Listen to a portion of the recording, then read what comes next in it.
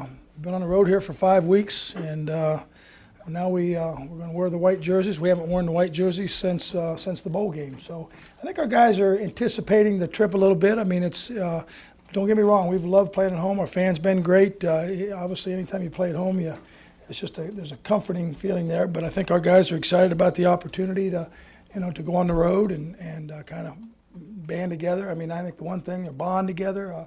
Anytime you're on the road, I think it's kind of us against everyone, and our guys will they feel that way. I think everyone knows that Big Ten games are hard, but Big Ten games on the road are real hard. And you look at this football team, they could very easily be 5-0, just like us.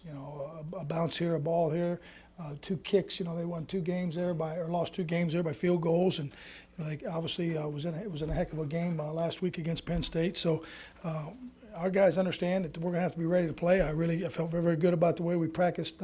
Last night's practice was the best Monday we've had. Today's was the best Tuesday, and they know that it's going to take that kind of effort to get where we need to go and make sure that we're ready to play when we go over there on Saturday. What's the health of your running backs? Good. All but Josh. Although Josh did practice a little bit yesterday, and hopefully he's going to be back. Ian Days is back, so he got some reps yesterday and this morning, which is good. And Josh, I still think Josh. I think Josh might just a little bit tore a little bit of scar tissue, is what they think right now. But if he's not ready, he's very, very close to being ready. Yes, he's fine. Yeah, that was just more of a scare than anything. He kind of hyperextended it, but he hasn't missed anything. How about Milan's? No, he's not. He's still not practicing.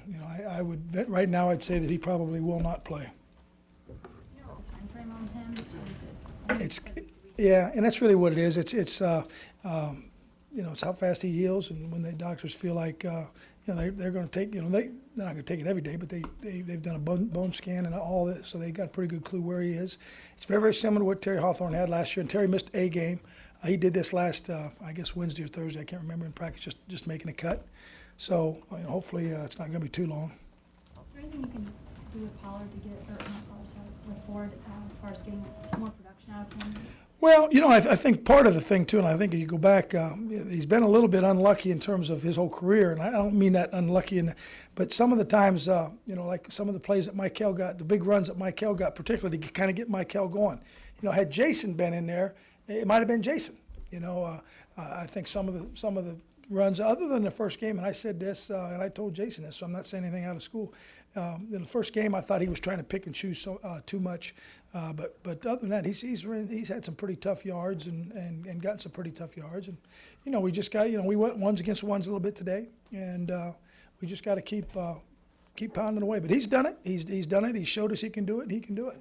We just got to get him to do it. Is any of that blocking, or is it just more what he can be doing? Well, I think it's just a combination of both, but it's one of those things we just got to keep pushing through. Did you ever say anything in particular to him after that fumble on Saturday? Does that affect him any? No, I'm sure it affected him. I mean, obviously, but I talked to him a little bit after the game, but nothing. I don't worry about him. That's not his MO. It's not something that I'm concerned about. I mean, obviously, that particular play, it wasn't good, but I'm glad that we pulled it out for him. Have you talked to your team about how to handle success?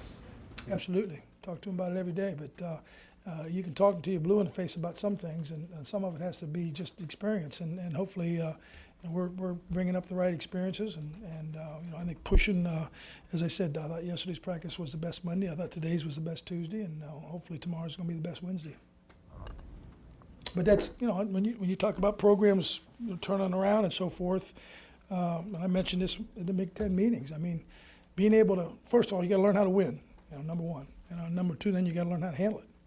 And that's not, there's no book you read, or, you're not born with that. I think you have to experience it and realize what it takes.